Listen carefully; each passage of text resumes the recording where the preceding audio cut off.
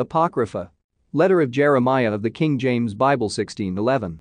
A copy of an epistle, which Jeremy sent unto them which were to be led captives into Babylon by the king of Babylonians, to certify them, as it was commanded him of God.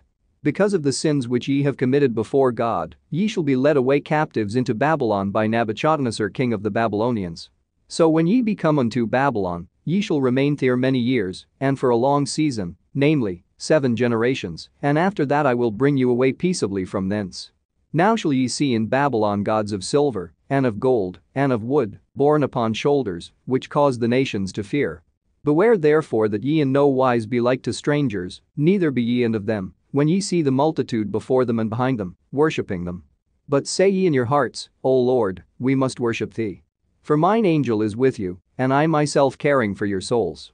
As for their tongue, it is polished by the workman, and they themselves are gilded and laid over with silver, yet are they but false, and cannot speak.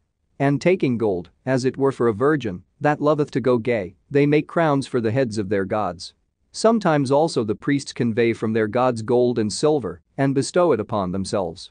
Yea, they will give thereof to the common harlots, and deck them as men with garments, being gods of silver, and gods of gold, and wood. Yet cannot these gods save themselves from rust and moth, though they be covered with purple raiment. They wipe their faces, because of the dust of the temple, when there is much upon them. And he that cannot put to death one, that offendeth him holdeth a scepter, as though he were a judge of the country. He hath also in his right hand a dagger and an axe, but cannot deliver himself from war and thieves. Whereby they are known not to be gods, therefore fear them not. For like as a vessel, that a man useth is nothing worth when it is broken, even so it is with their gods, when they be set up in the temple, their eyes be full of dust through the feet of them that come in. And as the doors are made sure on every side upon him that offendeth the king, as being committed to suffer death, even so the priests make fast their temples with doors, with locks, and bars, lest their gods be spoiled with robbers. They light them candles, yea, more than for themselves, whereof they cannot see one.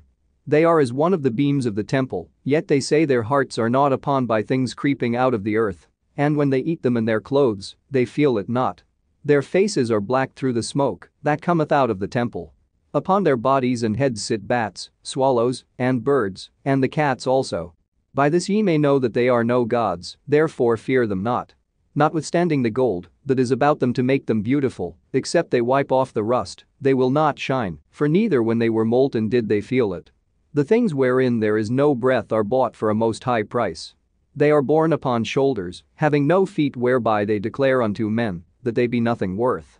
They also that serve them are ashamed, for if they fall to the ground at any time, they cannot rise up again of themselves, neither, if one set them upright, can they move of themselves, neither, if they be bowed down, can they make themselves straight, but they set gifts before them, as unto dead men.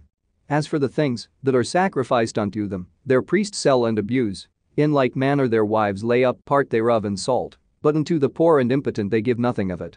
Menstruous women and women in childbed eat their sacrifices. By these things ye may know that they are no gods, fear them not. For how can they be called gods? Because women set meat before the gods of silver, gold, and wood. And the priests sit in their temples, having their clothes rent, and their heads and beards shaven, and nothing upon their heads. They roar and cry before their gods, as men do at the feast when one is dead. The priests also take off their garments, and clothe their wives and children. Whether it be evil, that one doeth unto them, or good, they are not able to recompense it, they can neither set up a king, nor put him down. In like manner, they can neither give riches nor money, though a man make a vow unto them, and keep it not, they will not require it. They can save no man from death, neither deliver the weak from the mighty. They cannot restore a blind man to his sight, nor help any man in his distress. They can shew no mercy to the widow, nor do good to the fatherless. Their gods of wood, and which are overlaid with gold and silver, are like the stones that be hewn out of the mountain, they that worship them shall be confounded. How should a man then think and say that they are gods, when even the Chaldeans themselves dishonor them? Who if they shall see one dumb that cannot speak, they bring him an intriate bell, that he may speak, as though he were able to understand. Yet they cannot understand this themselves, and leave them, for they have no knowledge. The women also with cords about them, sitting in the ways, burn bran for perfume, but if any of them, drawn by some that passeth by, lie with him, she reproacheth her fellow, that she was not thought as worthy as herself, nor her cord broken. Whatsoever is done among them is false. How may it then be thought or said that they are gods? They are made of carpenters and goldsmiths, they can be nothing else than the workman will have them to be. And they themselves that made them can never continue long. How should then the things that are made of them be gods? For they left lies and reproaches to them that come after. For when there cometh any war or plague upon them, the priests consult with themselves, where they may be hidden with them. How then cannot men perceive that they be no gods, which can neither save themselves from war, nor from plague? For seeing they be but of wood, and overlaid with silver and gold, it shall be known hereafter that they are false, and it shall manifestly appear to all nations and kings that they are no gods, but the works of men's hands, and that there is no work of God in them. Who then may not know that they are no gods? For neither can they set up a king in a land, nor give rain unto men. Neither can they judge their own cause, nor redress a wrong, being unable, for they are as crows between heaven and earth. Whereupon when fire falleth upon the house of gods of wood, or laid over with gold or silver, their priests will flee away and escape, but they themselves shall be burned asunder like beams. Moreover they cannot withstand any king or enemies. How can it then be thought or said that they be gods? Neither are those gods of wood, and laid over with silver or gold, able to escape either from thieves or robbers. Whose gold, and silver, and garments wherewith they are clothed, they that are strong take, and go away withal, neither are they able to help themselves. Therefore it is better to be a king that sheweth his power, or else a profitable vessel in an house, which the owner shall have use of, than such false gods, or to be a door in an house, to keep such things therein, than such false gods. Or a pillar of wood in a palace, than such false gods. For sun, moon, and stars, being bright and sent to do their offices, are obedient.